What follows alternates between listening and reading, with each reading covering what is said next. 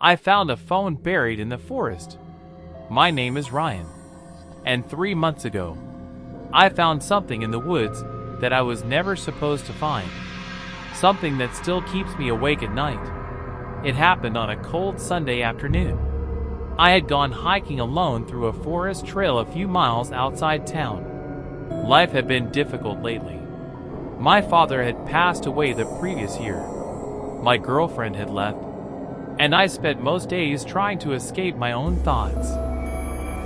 The forest was the only place that still felt peaceful. No noise, no crowds, just silence. As I walked deeper into the woods, I noticed something unusual. Near the base of an old tree, part of a black object was sticking out of the dirt. At first, I thought it was trash, maybe an old wallet, or a broken device. But when I brushed away the soil, my heart skipped a beat. It was a smartphone, half buried underground. The screen was cracked, covered in mud, yet strangely, it looked recent. I picked it up, and to my surprise, the phone vibrated. It was still working. A chill ran through my body. How could a phone survive buried in the forest? Curiosity got the better of me. I pressed the power button. The screen lit up. There was no lock screen, no password, no contacts, nothing. Just one video file. Only one. The file name was simple. If you find this, watch. My stomach tightened. Every instinct told me to leave, to call the police, to walk away. But I couldn't. I pressed play. The video started with a young man sitting inside a car. He looked terrified. Sweat covered his face. His hands were shaking. Behind him, trees, the same forest, the same woods where I had found the phone. The young man looked directly into the camera, then spoke. If you're watching this, his voice cracked. It means I didn't make it. My heart started racing. The man continued. Someone is following me. I don't know who he is. I don't know what he wants, but he's been watching me for days. The video suddenly cut to static, then ended. I stood frozen. The wind moved through the trees around me. For the first time, the forest didn't feel peaceful anymore. It felt wrong. Very wrong. That evening, I took the phone home. I planned to bring it to the police the next morning. But before going to sleep, I opened the gallery one last time. That's when I noticed something. A second video had appeared. My blood ran cold. I was certain there had only been one video before. Hands trembling, I pressed play. This video showed the same young man. Only this time, he was running. Branches scraped against his face. His breathing was heavy, panicked, desperate. Then he pointed the camera behind him.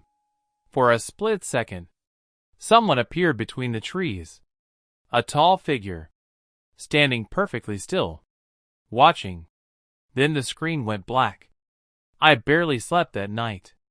The next morning, I went to the police station. They took the phone seriously, especially after discovering the young man in the video had been reported missing nearly 2 years earlier. His name was Daniel Carter, 24 years old.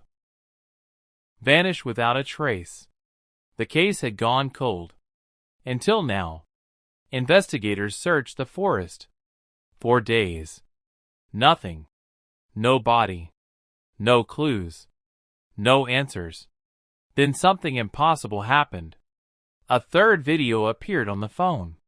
Even though police had secured it inside evidence storage, the officers were stunned. The timestamp showed the video had been recorded only hours earlier. That shouldn't have been possible. Daniel had disappeared 2 years ago. Yet somehow, a new recording existed. This time Daniel looked exhausted, thin, terrified, as if he had been surviving alone for months. He stared directly into the camera. then whispered, "He's still here." My skin crawled. Daniel slowly turned the phone. The camera pointed toward an abandoned cabin deep in the woods. Then the video ended.